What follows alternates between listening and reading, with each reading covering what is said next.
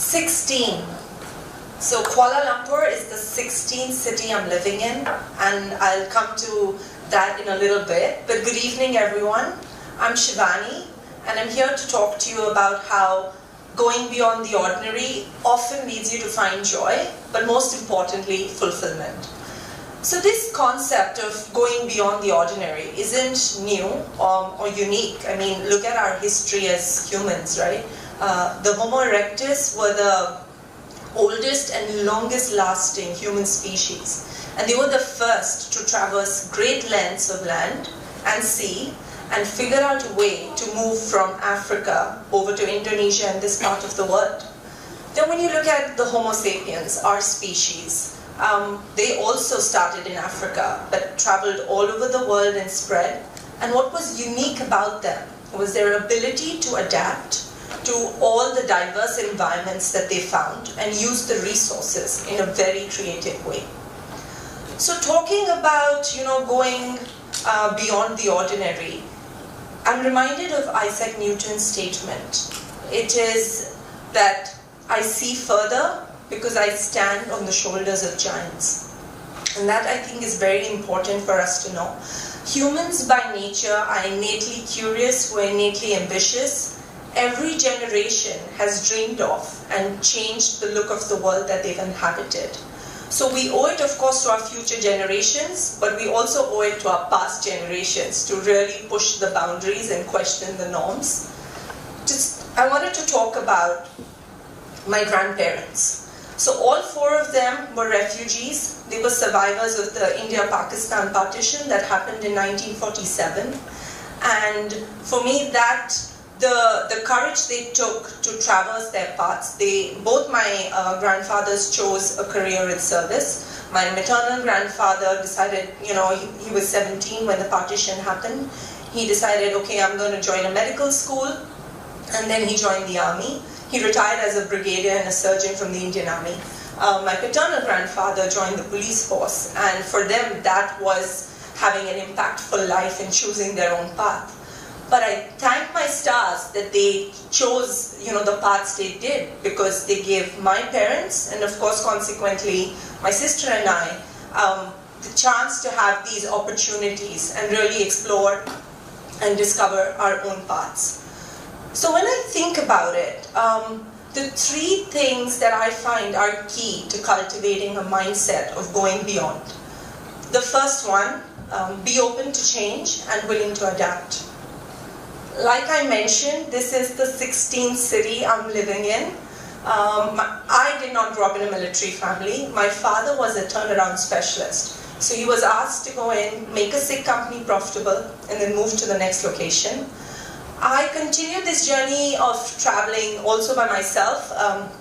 At the age of 15, I moved to the US as an exchange student.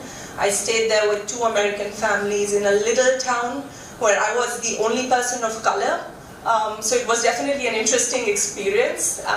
And then I decided to go back to the US for my master's and continued working there. In fact, the first city my first job out of university was in Las Vegas as a design engineer. And I think this is the thing that I'm most thankful to my parents for. They exposed me to diversity of cultures and cities, but they let me go, by trusting me to make my own choices and giving me that freedom net. So what I learned was that it's okay to take risks, to take chances, and also this helped me develop this mindset of adaptability. I'm pretty comfortable in any part of the world with any group of people, even if I don't speak the same language, and it's a skill set that I've unknowingly developed, but having moved through and lived in 16 cities, I think that's a skill that's worked for me. The next thing I would say is don't be afraid of failure. So growing up in India as a girl, I don't remember my parents ever telling my sister and I that there's something that we couldn't accomplish if we put our mind to it. But at the same time, they always stressed that it was incredibly important to think for yourself and work independently. So much so that when I had my first flat tire, my dad, pulled the car over to the side of the road, and he said, "That's okay, just focus on the task at hand. I'm sure you can do this." And at that moment, I was wondering, I'm sure there's an easier way to do this, other than me doing this. But as you grow, you realize that it is important that you have these skills, and more important than the skills, it's that mindset, that just focus on the task, right? Like, if I hadn't been able to change the tire, I'm sure my dad would have stepped in and helped. So that's good to know. And this mindset has actually helped me in quite a few situations. So when I went for my master's to the US, I decided to get my master's in design and robotics. Why not be a little ambitious? And very quickly, I realized that I had no exposure to robotics as an undergrad, right? So when I moved there, I was like, okay, let's explore this course and see how it goes. The university I was at, Carnegie Mellon, it had some superstar professors. So it was really this opportunity that didn't make sense to give up on. And I signed up for a course where they had 3 students work in interdisciplinary teams to build a robot which would play checkers. And there was one who was a mechanical engineer, that was me. There was an electrical engineer who was meant to connect everything, and then the computer engineer was supposed to do the coding. Very quickly I realized I was in way over my head. Building a robot all by myself, it seemed like a completely daunting task, and almost impossible on some days. And I did think about, what happens if I decide to drop out of this course, because those are options. But I remember the first day I walked in for my master's. The professor was so shocked to see an Indian woman getting her master's in mechanical engineering. And it's at times like that that you realize that sometimes you're representative of a lot more than just you. So I was representing not just engineers, but women engineers from India. And so I decided I'm just going to focus on this task and get it to the finish line, and then we see how it goes. That has to be one of the toughest things I've done. Sitting in the lab by myself till 5 a.m., I think over a course of 2 months, and just going through designs and iterations and of the build to make sure I had a working robot which was sturdy enough to perform the task of playing checkers. We did actually go on to win that, but that was an extra bonus that our team was thrilled for. Let's see if this video works.